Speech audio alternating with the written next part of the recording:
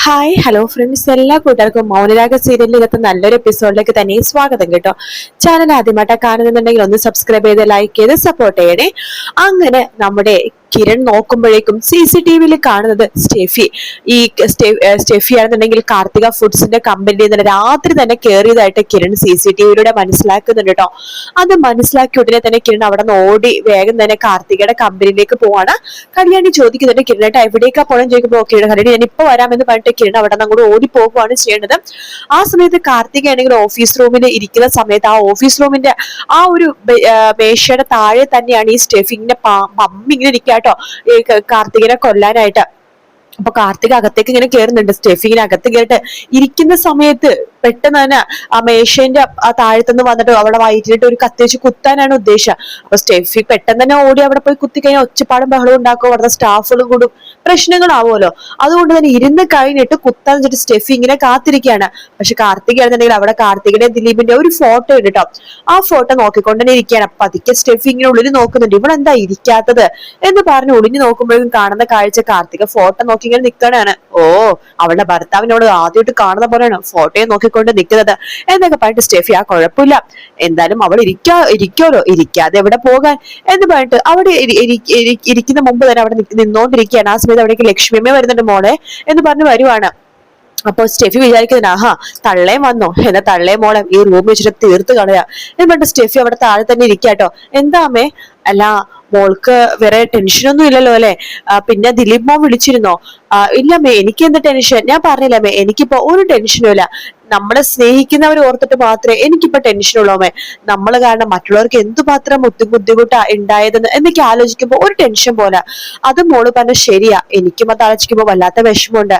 ദീപം മുതൽ പ്രകാശേട്ടനെ കുത്തു കിട്ടിയത്, അതുപോലെ തന്നെ ദിലീപ് മോന്റെ അച്ഛൻ മരിച്ചുപോയത്, പിന്നെ നമ്മുടെ അമലൂര് ആ ഒരു പ്രശ്നം ഉണ്ടായത്, എല്ലാത്തിനും കാരണം നമ്മളൊരു ആണോ എന്നൊരു തോന്നൽ എനിക്കുണ്ട് മോളെ എന്നൊക്കെ പറയണ.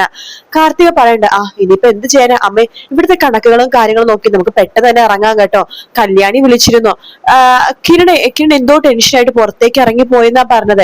എവിടെയെ കാണുന്നു ഒന്നും അറിയില്ല, ഇനി എന്തെങ്കിലും പ്രശ്നമുണ്ടോന്ന് ആർക്കറിയാം എന്നൊക്കെ പറയാണ്. ശരി മോളെ, നീ പെട്ടെന്ന് കണക്ക് നോക്കി, അമ്മയും കൂടെ തന്നെ ഇരിക്കാം എന്ന് പറഞ്ഞിട്ട് കാർത്തിക ലക്ഷ്മിയും അവിടെ കസേരയിൽ ഇങ്ങനെ ഇരിക്കാൻ വേണ്ടി പോവാട്ടോ. സ്റ്റെഫി ഇങ്ങനെ കാത്തിരിക്കുകയാണ്, ഇങ്ങനെ കത്തി എടുത്തിട്ട് ഇങ്ങനെ കുത്താൻ വേണ്ടി ഇങ്ങനെ കാത്തു നിൽക്കുന്ന സമയത്ത് തന്നെയാണ് അവിടേക്ക് കിരൺ ഓടി വന്നിട്ട് ഒറ്റ തള്ളു തള്ളി ഇപ്പൊ ഇങ്ങനെ തുറക്കുവാട്ടോ. അതായത് ഡോറി മുട്ടാൻ പോലും സമയമില്ല, ഡോർ ഇങ്ങനെ തള്ളി തുറക്കുവാണ്.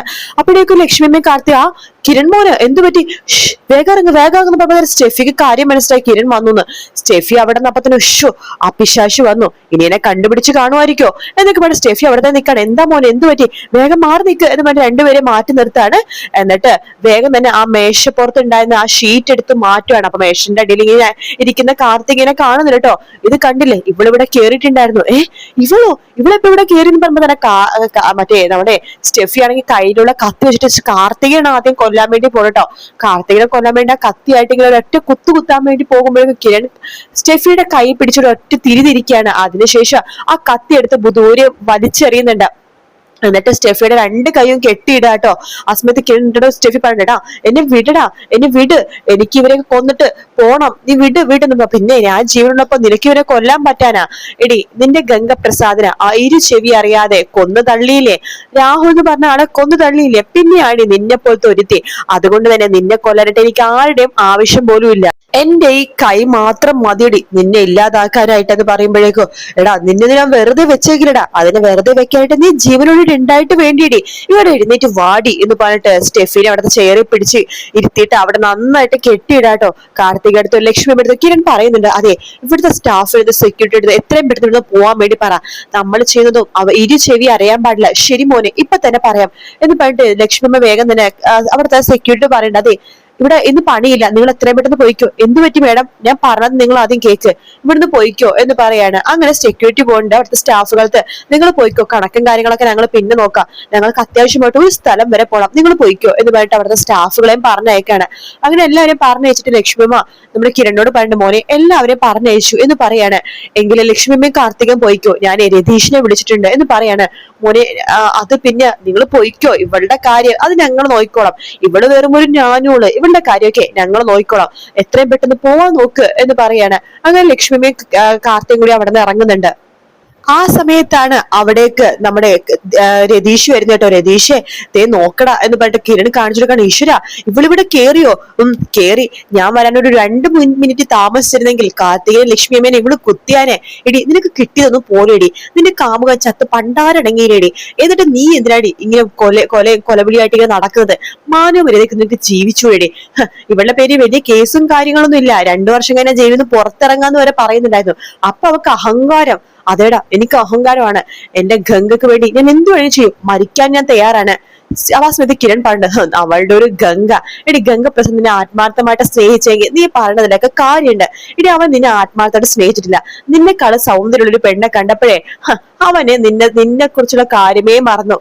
അമലു എന്ന് പറഞ്ഞ കാട്ടിലെ പെണ്ണുണ്ടല്ലോ, അവളെ സ്നേഹിച്ച് ഗർഭിണിയാക്കി കളഞ്ഞതാ ഈ പറയണ ഗംഗപ്രസാദ്. ഇല്ല ഇത് ഞാൻ വിശ്വസിക്കില്ല. എടി ഞങ്ങൾ പറഞ്ഞ സത്യമാണ്. നിന്നോട് നോണ പറഞ്ഞിട്ട് ഞങ്ങൾക്കൊന്നും കിട്ടാനുമില്ല. പിന്നെ ഇതൊന്നും പറഞ്ഞു തരേണ്ട ആവശ്യവും ഞങ്ങൾക്കില്ല. നീ വേലുവിനെ വിളിക്കും രതീഷെ എന്ന് പറയാണ് നമ്മുടെ കിരൺ കേട്ടോ. അങ്ങനെ വേലുവിനെ വിളിക്കുന്നുണ്ട് രതീഷ്. ഹലോ വേലു, ഊരിൽ തന്നെ ഉണ്ടല്ലോ അല്ലെ? ആ ഉണ്ട് സാറേ. എന്താ സാറേ? അതെ ഇന്നൊരു ഇരയുണ്ട്. ആണോ? ആരാ സാറേ? ആ ഗംഗപ്രസാദിനെ കാമുകി. ഇങ്ങോട്ട് കൊണ്ടുപോവാ സാറേ. ഇന്ന് വേട്ടമൃഗങ്ങളൊക്കെ ഇറങ്ങുന്ന സമയമാണ്. ഇങ്ങോട്ട് കൊണ്ടുവന്നേക്ക്, ഒന്നും നോക്കണ്ട എന്ന് പറയാണ്. ശരിയിടാ എന്ന് പറഞ്ഞിട്ട് ഫോം വെക്കാണ്. സാറേ വേലു കൊണ്ടുവരാൻ വേണ്ടി പറഞ്ഞിട്ടുണ്ട്. ഇന്ന് രാത്രി വേട്ടമൃഗങ്ങൾ ഒരുപാട് ഇറങ്ങുന്ന സമയമാണെന്ന്. ചൂടല്ലേ സാറേ, വെള്ളം കുടിക്കാനായിട്ടൊക്കെ ആറ്റിൽ പോണ സമയം അവര്. അതുകൊണ്ട് തന്നെ ഇവിടെ അവിടെ കെട്ടിടാണെങ്കിൽ തീർച്ചയായിട്ടും നാളെ രാവിലെ ഇവളുടെ പൊടി പോലും ഉണ്ടാവില്ല. എങ്കിൽ അങ്ങനെ തന്നെ ചെയ്യാം എന്ന് പറഞ്ഞിട്ട് കിരണും രതീഷും കൂടി ചേർന്നിട്ട് അവളെ കാറിലേക്ക് കയറ്റിയാണ്. ശേഷം നേരെ വേലുവിന്റെ ഊരിലേക്ക് കൊണ്ടുപോവാട്ടോ. വേലുവിന്റെ ഊരിൽ കൊണ്ടുപോകുമ്പോഴേക്കും അപ്പോഴേക്കും നമ്മുടെ ചെറുതായിട്ടൊക്കെ പേടിയും കാര്യങ്ങളൊക്കെ വരും കേട്ടോ. കാരണം മൃഗങ്ങളെല്ലാം തിന്ന് തീർക്കാൻ വേണ്ടി പോണത്. സ്റ്റെഫി പറയണ്ട നിങ്ങൾ എന്നെ എന്താ ചെയ്യാൻ പോണത്? എടി നീ രാഹുൽ എന്ന് പറഞ്ഞ് നീ കേട്ടിട്ടുണ്ടോ? നീ കേട്ട് കാണുമായിരിക്കും. നിന്റെ കാമുകം പറഞ്ഞിട്ടുണ്ടാവുമല്ലോ രാഹുല് എന്റെ അമ്മാവനായിരുന്നോ. ആൾക്ക് ഭയങ്കര അഹങ്കാരമാണ്. പണത്തിന് വേണ്ടി എന്ത് വേണമെങ്കിലും ചെയ്യും. നിന്റെ ഗംഗേനെ പോലെ തന്നെ ഏകദേശം. അയാളെ പരോളിന് ഇറങ്ങിയപ്പോ എന്റെ കല്യാണിനെ കുത്തിക്കൊല്ലാൻ വേണ്ടി നോക്കി. ഞാൻ വെറുതെ വിടോ? അവൾക്കൊരു കുത്തു കിട്ടുകയും ചെയ്ത് അയാളത് ഇവിടെ വെച്ചിട്ട് കാട്ടുമൃഗങ്ങൾ തിന്നാടി തീർത്തത്. ഒരു ചെറിയ തെളിവ് പോലും ഉണ്ടായിരുന്നില്ല. ആരും പരാതി കൊടുക്കാനുണ്ടായിരുന്നില്ല. അതുകൊണ്ട് അയാളുടെ നഖവും അതുപോലെ തന്നെ മുടിയും മാത്രമേ ബാക്കിയുള്ളൂ. ബാക്കി എല്ലാം കാട്ടുമൃഗങ്ങൾ തുടച്ചു തിന്നു. ആ അവസ്ഥ തന്നെയാണ് നിനക്ക്. ഇന്ന് രാത്രി നിന്നെ കാട്ടുമൃഗങ്ങൾ കടിച്ചു കീറും. നാളെ രാവിലെ ആകുമ്പോ സ്റ്റെഫിയുടെ ഒന്നും തന്നെ ബാക്കി ഉണ്ടാവില്ല. സ്റ്റെഫിക്ക് അപ്പത്തിന് പേടിയാവുന്നുണ്ട് കേട്ടോ. സ്റ്റെഫി വേണ്ട നിങ്ങൾ എന്നെ വേറെ എങ്ങനെ വെടിവെക്കുന്നോ? കാട്ടുമൃഗങ്ങൾക്ക് മാത്രം എന്നെ എറിഞ്ഞു കൊടുക്കല്ലേ? എടി നിനക്ക് നാണൂലേടി? നീ നല്ല കുടുംബത്തിൽ ജനിച്ചല്ലേ? നിന്റെ ഇതൊക്കെ ഞങ്ങൾക്ക് അറിയാം. നന്നായിട്ട് പഠിപ്പും നീ നല്ല ഡിഗ്രി വരെ നല്ല ക്ലാസ്സിൽ ഫസ്റ്റ് ആയിരുന്നു. നന്നായിട്ട് പഠിക്കുമായിരുന്നു. പിന്നെ എപ്പോഴാണ് നിന്റെ ബുദ്ധി ഇങ്ങനെയായി പോയത്? വീട്ടുകാർ പോലും ഉപേക്ഷിച്ചേടി. നിന്റെ അമ്മ കഷ്ടപ്പെട്ടിട്ട് നിന്നെ വളർത്തി വലുതാക്കിയത്. നിനക്ക് എന്തിന്റെ കുറവായിരുന്നു? നിന്റെ വീട്ടുകാർക്ക് നീ ഒരു മോളായിരുന്നില്ലേ? അവരിപ്പോ നിന്നെ കുറിച്ച് ആലോചിച്ച് വിഷമിക്കുന്നുണ്ട്. നിനക്ക് അവരെ കുറിച്ച് എന്തിനും ഒരു തോന്നലുണ്ടോ? എന്നിട്ട് എവിടെ നിന്ന് വന്ന ഗംഗക്ക് വേണ്ടി മരിക്കാൻ നിൽക്കുന്ന നാണം കെട്ടവള് എന്നൊക്കെ കിരൺ ഇങ്ങനെ പറയണ്ട. ആ സമയത്ത് പെട്ടെന്ന് കിരൺ ഇങ്ങനെ കയ്യിലൊരു പന്തോ വെച്ചിട്ടായിട്ട് നിൽക്കുന്നത്. മറ്റേ അവരോട് പോകുമ്പോൾ കാട്ടുമൃഗങ്ങൾ പിടിക്കട്ടെ വെച്ചിട്ട് സ്റ്റെഫി നിലവിളിക്കുന്നുണ്ട്. അത് കേൾക്കുമ്പോൾ കിരൺ പറയുന്നുണ്ട് നിലവിളിച്ചോ? നീ ഒച്ചത്തിൽ നിലവിളിച്ചോ? നിന്റെ നിലവിളി കേട്ട് ഇവിടെ ആരും വരാനൊന്നും പോകുന്നില്ല എന്ന് പറയാണ്. അങ്ങനത്തെ ഒരു ഭാഗമാണ് നമ്മൾ ഇന്നത്തെ എപ്പിസോഡിൽ കാണുന്നത്. പക്ഷെ സ്റ്റെഫി മരിക്കണതൊന്നും കാണിക്കില്ല. പക്ഷെ ഒരു കാര്യം ഉറപ്പാണ്, സ്റ്റെഫി മരിക്കുമെന്ന് എനിക്ക് തോന്നുന്നില്ല. കിരൺ അങ്ങനെ ഒരു പെണ്ണിനെ ഒന്നും കൊല്ലത്തില്ല. പിന്നെ സ്റ്റെഫി ഇവരെ ഡയറക്റ്റ് ആയിട്ട് ഒരു ഉപദ്രവവും ചെയ്തിട്ടും ഇല്ലല്ലോ. സ്റ്റെഫി ഇനി നന്നാവോ ഇല്ലയോ എന്നുള്ളത് നമുക്ക് ഇന്നത്തെ എപ്പിസോഡിൽ അറിയാൻ വേണ്ടി സാധിക്കും. എനിക്ക് തോന്നുന്നത് സ്റ്റെഫി നന്നാവാൻ തന്നെയാണ് ചാൻസ്. ഇന്നത്തെ എപ്പിസോഡ് ഇതുവരെ വന്നിട്ടില്ല. കാരണം ഡിലേ ആണ് കേട്ടോ. ഞാനിത് ഇന്നത്തെ പ്രൊമോ റിവ്യൂ അനുസരിച്ചിട്ടുള്ള റിവ്യൂ മാത്രമാണ് പറഞ്ഞത്. ഒറിജിനൽ എപ്പിസോഡ് ഉച്ചക്ക് മുമ്പ് വരാണെങ്കിൽ ഒറിജിനൽ എപ്പിസോഡ് എന്ന് പറഞ്ഞിട്ട് തന്നെ ഇന്നത്തെ എപ്പിസോഡ് ഞാൻ അപ്ലോഡ് ചെയ്യുന്നതായിരിക്കും. വീഡിയോ ഇഷ്ടപ്പെട്ടാൽ ലൈക്ക് ചെയ്യുക, സബ്സ്ക്രൈബ് ചെയ്യുക, കമന്റ് ചെയ്യുക. മറ്റൊരു വീഡിയോ കാണാം. Take care, bye bye.